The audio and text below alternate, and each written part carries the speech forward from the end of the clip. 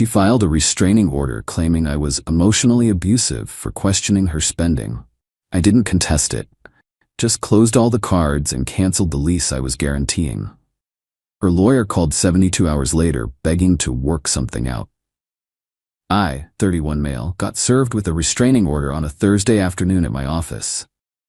The receptionist called me down, looking uncomfortable. Process server handed me the papers like he'd done it 1,000 times before. My girlfriend Sienna, 28, of 3 years, had filed an emergency protective order claiming I was emotionally and financially abusive. Her evidence? Text messages where I asked why she spent $1,800 at Nordstrom when she said she was broke, and an email where I suggested we create a budget. I read through it in the lobby, according to Sienna, asking, "Hey, didn't you say you couldn't afford your car payment?" After seeing her with new designer shoes constituted controlling behavior and emotional manipulation. The kicker was her statement. He monitors every purchase I make and interrogates me about money constantly, creating a hostile environment where I fear his reactions. Reality check. She had 4 credit cards in her name that I was paying. Her apartment lease had my name as guarantor because her credit was shot. Her car insurance was on my policy. I'd been covering her temporary expenses for 2 years. But sure, asking one question about spending was abuse. The restraining order required me to stay 100 yards away, no contact, direct or indirect, effective immediately. I didn't argue, didn't call her, didn't text. I walked back to my office, pulled up my banking apps, and got to work. The immediate response within an hour, I'd canceled all 4 credit cards. They were in her name, but I was the one making payments, perfectly legal to stop. Removed her as authorized driver from my insurance policy. Called her apartment complex about removing myself as lease guarantor, 30-day notice required. Stopped the automatic transfers I'd set up for her expenses. Changed my Netflix, Hulu, HBO, and Disney Plus passwords. Removed her phone from my family plan. Effective next billing cycle. The apartment situation was interesting. I wasn't on the lease as a tenant, just the guarantor. The property manager, Adrienne, was surprisingly helpful. So if you're withdrawing as guarantor, she'll need to qualify on her own or find a new guarantor within 30 days. What if she can't? Then she'll need to vacate or face eviction proceedings. Perfect. I documented everything, forwarding confirmations to my personal email. Then I went back to work. Had a presentation at 3 p.m., nailed it. That evening, my phone was quiet. Eerily quiet. The restraining order was working both ways. She couldn't contact me either. Update 1, Saturday morning, 8 a.m. My phone rings. Unknown number. It's a lawyer named Bradley Hutchins. Mr. Torres, I'm representing Miss Sienna Blackwood. I believe there's been a misunderstanding regarding the protective order. What misunderstanding? The order was very clear, no contact. Yes, well, my client has discovered some complications. Several of her financial accounts seem to have been closed. I stopped making voluntary payments on her credit cards. Yes, but she relied on those payments. Then she should have thought about that before filing a restraining order claiming I was abusive for asking about those very payments. Silence. Mr. Torres, surely we can work something out. My client is willing to modify the order to allow for financial discussions. No need. I'm complying fully with the order. No contact means no contact, including no financial support. But the lease, I've given proper notice to withdraw as guarantor. That's not contact with her, that's contact with the property management company. This is retaliatory. This is compliance. She said my financial involvement was abusive. I'm removing myself from the abusive situation. Isn't that what she wanted? He sputtered something about bad faith and financial abuse. Bradley, she filed a legal document claiming I was abusive. I'm respecting her wishes by staying away completely. Have a good weekend. I hung up. 20 minutes later, texts started flooding in from her friends. I didn't read them, just screenshot them. Violating restraining orders goes both ways. They were contacting me on her behalf. Update 2, Monday morning brought chaos. First, an email from Bradley. Lawyers can contact me, apparently, with a formal letter demanding I reinstate financial support during this transition period. My reply was brief. Per the restraining order, I cannot have any contact or relationship with Ms. Blackwood. Financial support would constitute a relationship. Please advise your client I am fully complying with the court order. Then came the social media storm, but not the usual kind. Sienna's best friend Chloe posted on Instagram, "When toxic men use money to control women after being called out for abuse, half financial abuse, dash narcissistic abuse." Except Chloe made a crucial mistake. She included screenshots of Sienna's texts to her, including, "He canceled everything. I can't even watch Netflix. I told you the restraining order would make him pay attention, but now he won't even pay my cards. The lawyer says, since he's not legally obligated, he can just stop." This backfired so bad. Someone sent me the screenshots. I forwarded them to my lawyer, hired him Saturday afternoon. But the real entertainment came Tuesday evening. Adrian from the apartment complex called. "Mr. Torres, I'm required to inform you that Ms. Blackwood has not provided alternative qualification or a new guarantor. She has 23 days remaining. Understood. Please confirm my guarantee ends as scheduled." It will, but she came in today. With her mother, there was an incident. Oh. Her mother, Mrs. Blackwood, attempted to forge your signature on a guarantee renewal form. I sat up straight.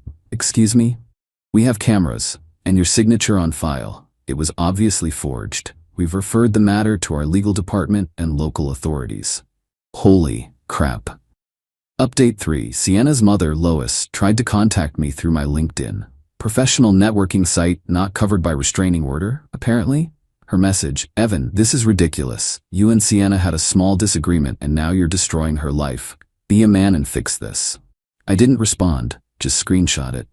My lawyer, Harrison, different Harrison from my last story for anyone keeping track, was having a field day. She filed a false restraining order. We can prove that from her own texts. Her mother attempted forgery. They're harassing you through third parties. We could countersue. Let's wait. I want to see how this plays out. Wednesday brought more escalation. Sienna's car got repossessed. Not my doing. Turns out she hadn't made a payment in 4 months. She'd been using the money I gave her for the car payment on other things. Without my weekly transfers, she couldn't even make a partial payment to stop the repo. Chloe posted about this too. Now he's taking her car. This is abuse. Someone in the comments pointed out, wait, if he's taking her car, doesn't that mean he was paying for it? How is stopping paying for someone else's car abuse? Chloe deleted the post. Thursday, Sienna's credit cards started declining. She'd maxed them out in 3 days of panic shopping, thinking I'd cave and pay them off like always. Bradley called again. "Mr. Torres, my client is prepared to drop the restraining order." "I don't consent to that." "What? The restraining order is for her protection, right? I don't want to make her feel unsafe. It should remain in place." "But you can agree to mutual dissolution." "No, I'm good. I've adjusted my life to comply with the order. No reason to change now." "She's going to be evicted." "That's unfortunate, but I can't be involved in her housing situation. That would violate the order." He hung up on me. Update 4. The forgery charge was official. Lois Blackwood was arrested at her yoga class. According to the police report, public record, she'd tried to forge my signature on multiple documents, not just the lease guarantee.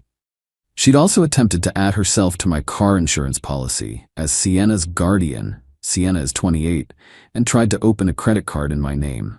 That last one upgraded the charges from forgery to identity theft. Sienna, of course, claimed she had no knowledge of her mother's actions. But text messages between them, subpoenaed by the police, showed otherwise. "Mom, just sign it. He won't know. His signature is easy. I've seen it 100 times. If you do the insurance thing, I can get my car back." Bradley withdrew as her lawyer. Apparently, being party to identity theft discussions was an ethics violation he couldn't ignore. Her new lawyer, some ambulance chaser named Rick, sent a demand letter for emergency support citing dire circumstances.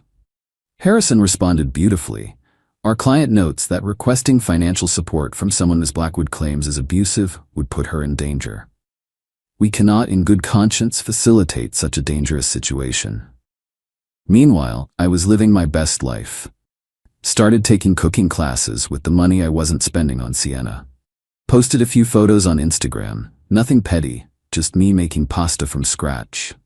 Sienna's friend Daria messaged me, "You're really gonna let her be homeless over a stupid fight?" I replied, I'm respecting her need for protection from my alleged abuse. Would you prefer I violate a restraining order? She blocked me. Update 5. Things got weird. And by weird, I mean hilarious. Sienna started a GoFundMe. Help a DV survivor escape financial abuse. Her story was compelling. Evil ex-boyfriend cut her off financially after she stood up to his abuse. She needed money for a new apartment, car, basic necessities. She raised $73 in 3 days. Then someone, not me, posted her Instagram history in the comments. Designer bags, expensive dinners, trips to wine country, all posted in the past year with captions like "Blessed to have a man who spoils me," and "When he surprises you with YSL." The GoFundMe got taken down for fraud. But the best part was when her dad reached out. Frederick Blackwood, divorced from Lois for 10 years, hadn't talked to me before. "Evan, this is Fred, Sienna's father. I heard about the situation." "Mr. Blackwood, I can't discuss. I'm not calling about that. I'm calling to apologize. I know what my daughter is like. I went through this with her mother. The restraining order, the false accusations, the financial manipulation. It's like watching a rerun." Turns out Lois had pulled the same stunt on Fred during their divorce. False abuse claims, tried to get him arrested, forged his signature on loans. "I just wanted you to know you're doing the right thing. Don't cave. They'll escalate until they realize you won't break, then they'll move on to the next target." He was right about the escalation. Update 6. Eviction day was approaching. Sienna was desperate. She did something I didn't expect. She called my mother. My mom, Rosa, is a saint. Also, she takes no crap from anyone. According to my mom, the conversation went, "Sienna, Mrs. Torres, Evan won't even talk to me because you have a restraining order against him." That was a misunderstanding. "Mom, you filed legal documents saying my son was abusive." "I didn't mean it." "Then you committed perjury?" No, he was being controlling. "By paying all your bills?" "Sienna, he questioned my spending." "Of his money?" Sienna hung up. My mom called me afterward, laughing. "That girl is something else. You dodged a bullet, Mijo." But Sienna wasn't done. Day 24, she showed up at my office. Security stopped her at the door. I'd informed them about the restraining order. She made a scene, started crying about how I was destroying her life and she just wanted to talk. Security called the police. She got arrested for violating the restraining order. The same restraining order she'd filed against me, that she was now violating. You can't make this stuff up. Sienna spent a night in jail. Lois bailed her out and immediately called a press conference. I'm not kidding. A press conference. Outside the courthouse. 3 reporters showed up, probably expecting a slow newsday story. Lois gave a speech about financial abuse in modern relationships and how men weaponize money to control women. One reporter asked, "Ma'am, aren't you currently under indictment for identity theft and forgery? That's not relevant to you. You allegedly forged this man's signature to steal money. How is that different from financial abuse?" "I was protecting my daughter by committing fraud." The press conference ended quickly. The footage never aired, but someone posted it on Twitter. It went moderately viral in legal circles as "how not to handle PR during criminal proceedings." Meanwhile, Adrienne called with an update. Miss Blackwood has been formally evicted as of this morning. She has 48 hours to vacate. Did she find alternative housing? She applied for several places. All rejected her after running credit and background checks. The recent arrest didn't help. I felt a tiny twinge of sympathy. Then I remembered the restraining order accusation, and it passed.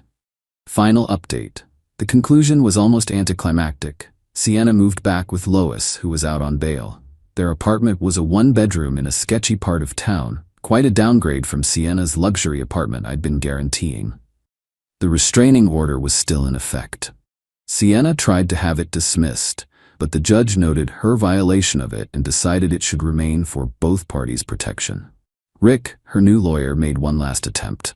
"Mr. Torres, Ms. Blackwood is prepared to sign a document stating the abuse allegations were exaggerated if you provide 6 months of financial assistance for rehabilitation."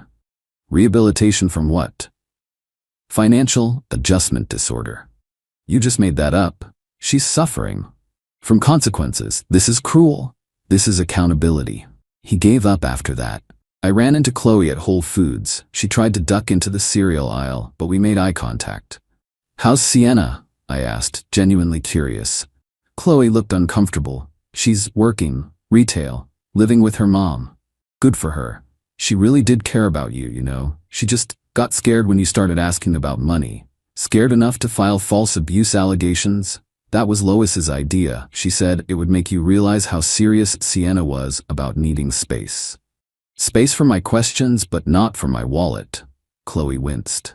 "Yeah, it sounds bad when you put it like that. How else would you put it?" She didn't have an answer. Later I learned through the grapevine. Lois pled guilty to forgery, got probation and community service. Sienna's credit score dropped to 420. She was working at a department store, living with Lois. She'd started dating a new guy who she was already asking to help with expenses. The restraining order was still active, expires in 9 more months. Frederick reached out one more time. "Heard you held your ground. Good man. She's already working on the next guy. Gary something. Poor bastard has no idea what's coming."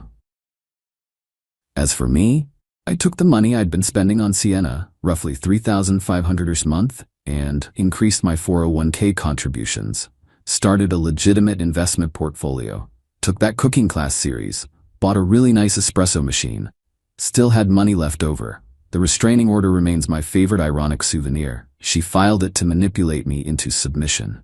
Instead, it gave me the perfect excuse to cut her off completely. No guilt, no arguments, no gradual process, just instant, court-ordered disconnection. Her own weapon became my freedom. To anyone in a similar situation, when someone shows you who they are, especially through legal documents, believe them. Don't try to save them from consequences. Don't feel guilty about protecting yourself. And if someone ever threatens you with a restraining order to control you, call their bluff. Comply fully, completely, absolutely. They wanted distance?